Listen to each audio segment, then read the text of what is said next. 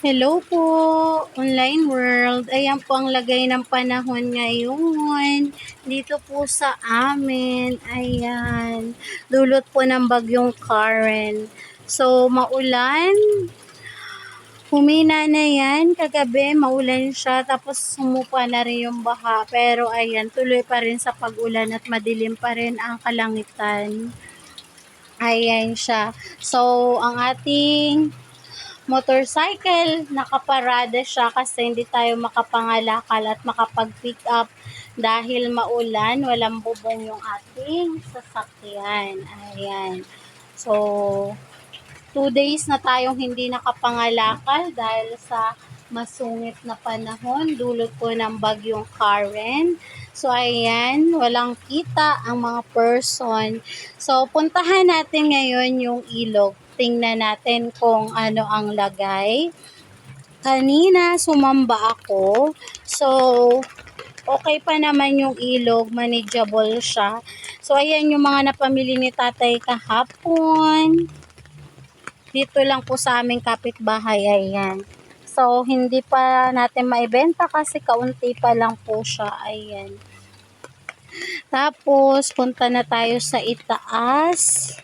Ito po yung daan papunta sa Rick-Rock.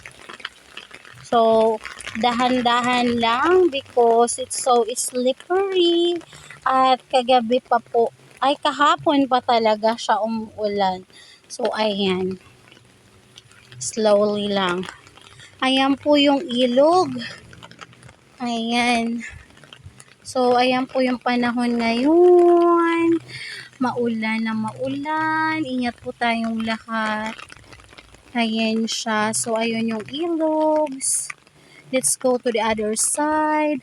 Ayan, binawasan na ni tatay yung mga plants, trinim niya para hindi mabali-bali sa lakas ng hangin. Ayun. So, ayan yung aming house. Ayan, hindi masyadong kita here. So, ayun.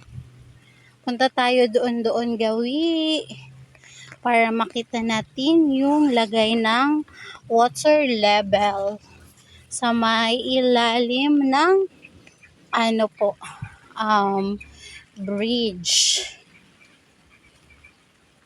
So, ayan ang lagay ng panahon dito po sa amin.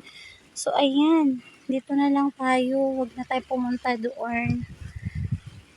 Ayan po.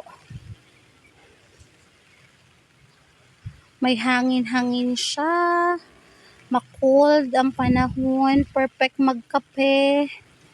Ayan.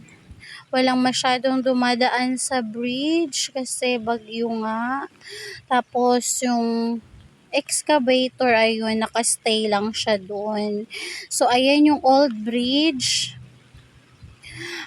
Hindi na yan siya pinapadaanan kasi may bago ng bridge. Ayun, sa other side. So, ayan ang ulans. Maulans. Ayan. So, ayan, flex ko lang po ang panahon ngayon dito sa amin sa Cabanatuan City, Nueva Ecija. So, safe naman po kami.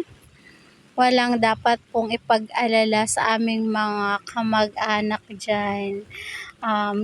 Safe po kami. Ayun. At sa mga meron pong signals number 1, 2, 3, ayan, ingat po tayong lahat, ayun, kung kailangan pong lumikas para maproteksyonan ang ating buhay, ayun, gawin na po natin para po hindi natin pagsisihan ang mga bagay-bagay, ayun. So, prevention is better than cure, ayun. So, lumalakas lalo yung rain. It's time to go home na. Ayan. Hindi ako marunong mag-swim, kaya baka tangayin ako ng hangin dito. So, go home na tayo, guys. So, ayan. Flex ko lang po ang lagay ng panahon. So, ayan siya. Mahangin-hangin siya. Ayun. Natumba na yung mga banana.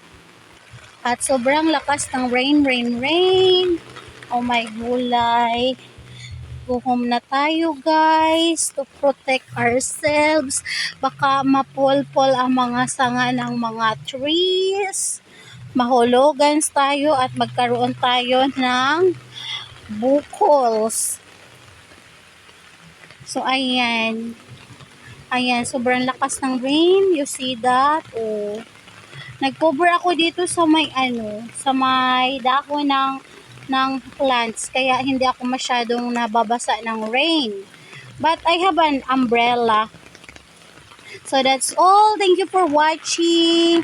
Bye-bye po. Ingat po tayong lahat.